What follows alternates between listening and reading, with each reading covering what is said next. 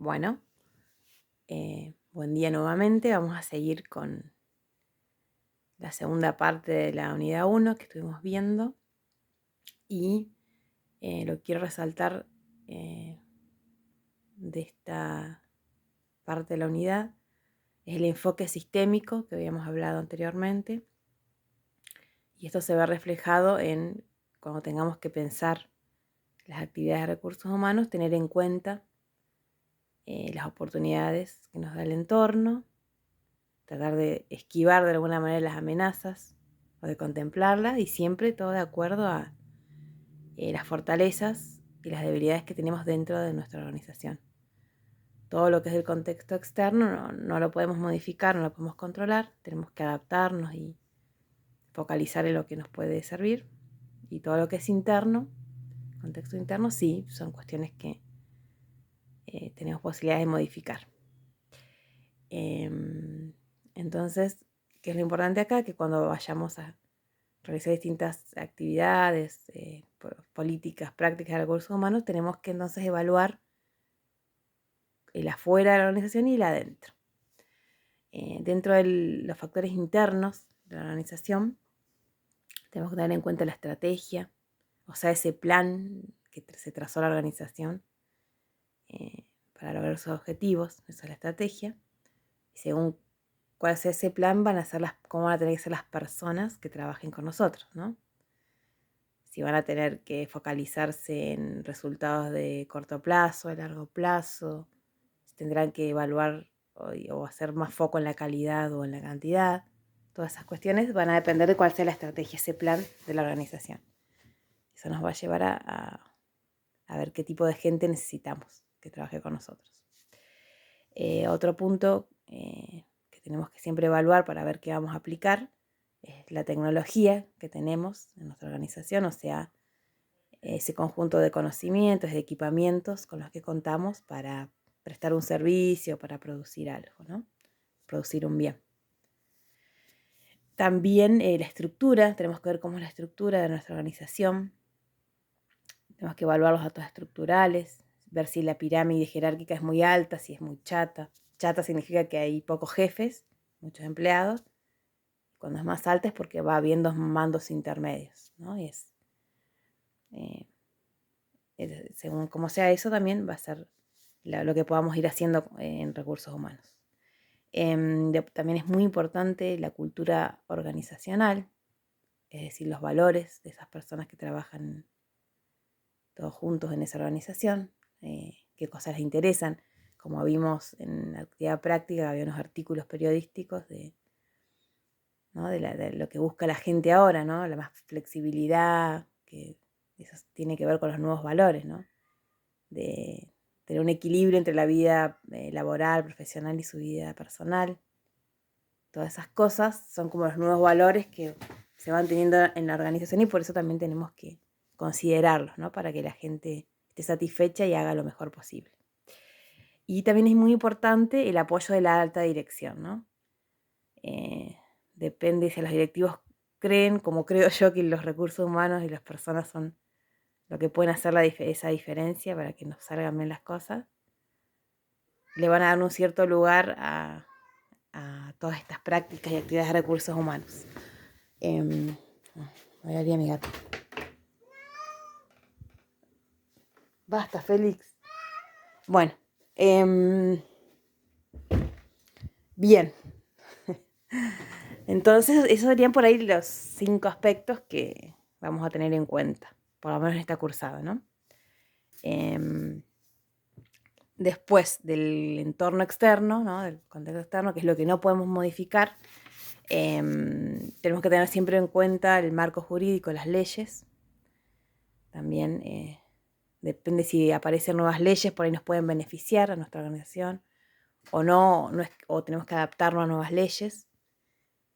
Sale una nueva ley de algo y bueno, entonces tenemos que capacitar a su personal y, por ejemplo, en esa nueva ley, la tienen que saber, entonces le haces como una actividad, una práctica de recursos humanos, lo capacitas en eso, por ejemplo. También es muy importante el sistema político de decisión, las orientaciones políticas, ¿no? Según el gobierno que haya, digamos, también van a focalizar en algunas cosas o no. Por ejemplo, hay gobiernos que es muy importante el avance de la tecnología, entonces empiezan a informatizar todos los trámites y demás, entonces también ahí hay que capacitar al personal para que sepa usar esas nuevas herramientas tecnológicas. No sé, por darles un ejemplo, ahora hasta hay un curso de GDE que lo hace el IPAP también. Y bueno, eso también puede responder a esta idea del gobierno de modernizar los trámites y demás, por ejemplo. Bueno, después hay que ver el mercado de trabajo, cómo es la oferta de trabajo, si hay mucha gente, si hay muchas empresas, muchas veces convocando gente para tomar gente o no, y si hay mucha demanda, si hay mucha gente buscando trabajo o no, evaluar esas cosas. Como ese equilibrio, ¿no? No sé, acá en Bolsón, por ejemplo, que venimos de 2 temporadas malas de turismo, se nota que hay poco trabajo.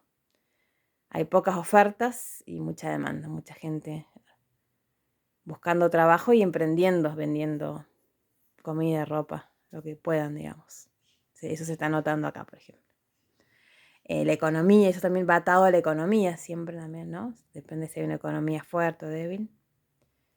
También va a ser las actividades que podamos generar, ¿no? Y también tiene que ver, por ejemplo, una economía fuerte, es donde sería aquella donde hay mucha oferta laboral y ahí vos podés elegir bien, vos como persona buscando trabajo, podés elegir en distintas empresas que puedas trabajar, y entonces tenés más posibilidades de encontrar algo que te guste más y demás, y bueno, y la empresa a su vez también tiene más capacidad de elegir. Pero bueno, depende de la situación, como siempre va cambiando la economía, hay momentos de economía débil, fuerte y demás. No siempre es igual, hay ciclos, ¿no?, que se van cumpliendo. También es importante el sistema educativo, según cómo venga la educación. Por ahí ahora se enseñan algunas cosas que no sirven, por ejemplo, se me ocurre en las escuelas que utilizan informática, ahora hay muchas cuestiones con orientación en informática. Por ejemplo, otro caso más, la del IPAP, ahora tiene su secundario virtual con orientación en informática. Bueno, eso va a ayudar, por ejemplo, entiendo yo, para los nuevos cambios del futuro, ¿no? De que todo viene por la tecnología y demás.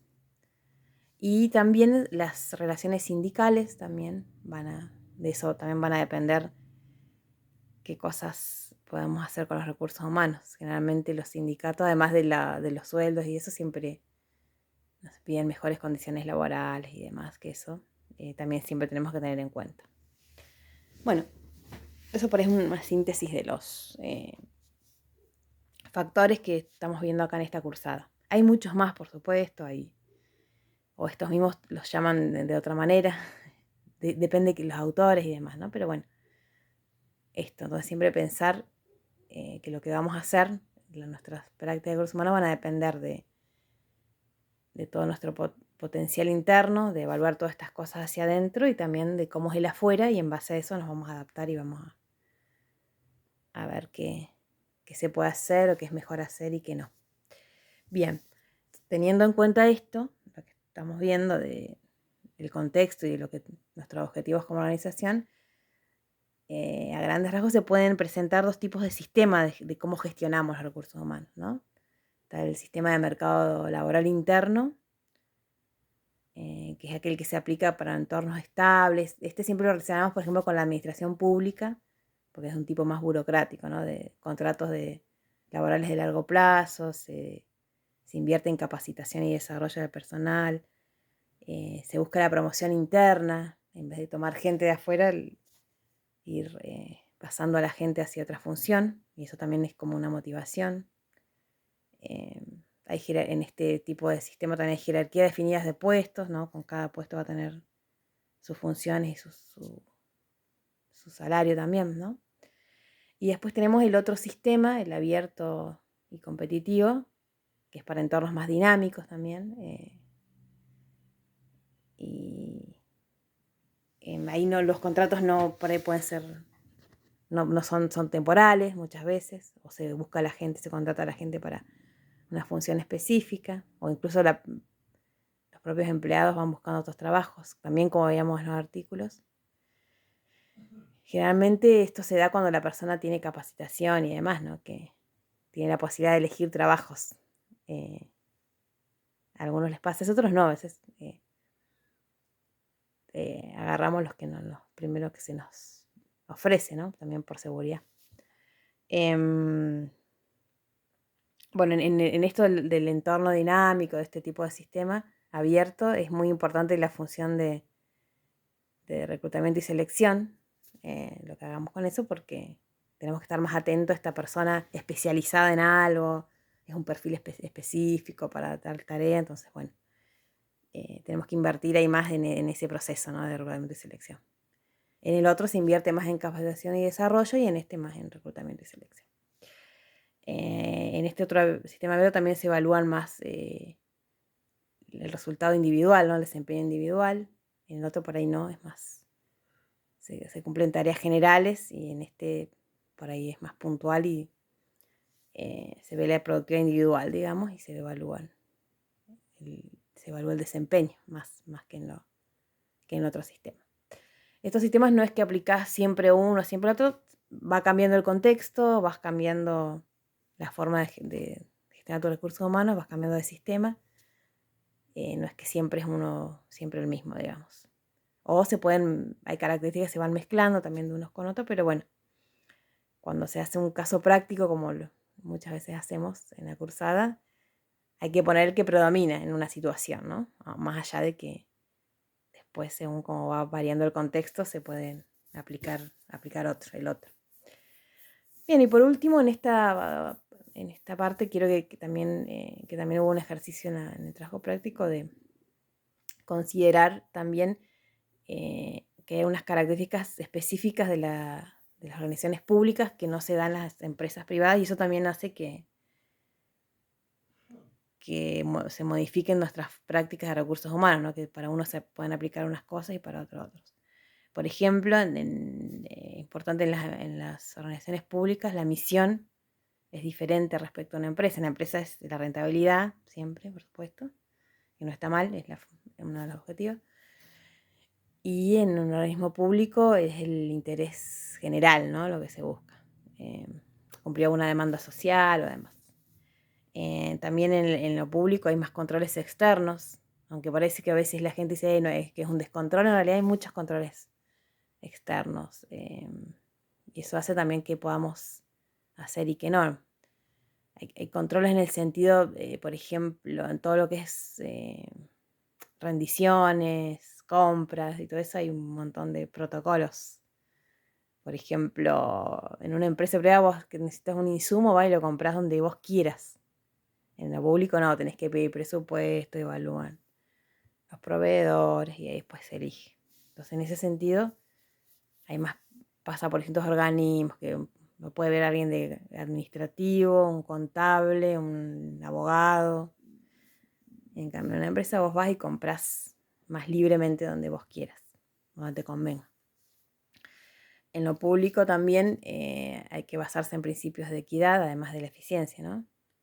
Tratar de ser transparente, equitativo. Eso también siempre lo vamos a ver después en otra unidad cuando se toma personal, que sean las convocatorias públicas, transparentes, que todos tengan las mismas oportunidades de ingreso, ¿no? Siempre hay que buscar eso, la equidad, que en la medida de lo posible, ¿no? Después en lo público, en los organismos públicos también puede haber más influencias de distintas personas, es como en las compras, a veces me hace acordar al tema de ir a comprar donde vos quieras. Una empresa privada está menos influenciada que un organismo público, que todos opinan del desempeño de un lugar. La otra vez en la clase hablábamos del hospital, por ejemplo. ¿Qué opina el ciudadano de la localidad, los políticos, los gremios, los empleados, el paciente? Y por ahí en un sanatorio privado eso no pasa, no hay tanto cuestionamiento, tantas influencias de distintas personas, ¿no? De distintos sectores. Y por último, también hay que considerar en la gestión pública, también suele haber diferencias entre las áreas políticas y las técnicas, ¿no? Entre funcionario ese que entró a un lugar por un partido, digamos, y el profesional, el técnico de recursos humanos que quiere aplicar algunas prácticas y, por ejemplo, el otro no porque no le conviene, porque distintos motivos. Bueno, entonces estas cositas son de esta segunda parte de la unidad 1 las que quería resaltar. Seguimos después con más videitos.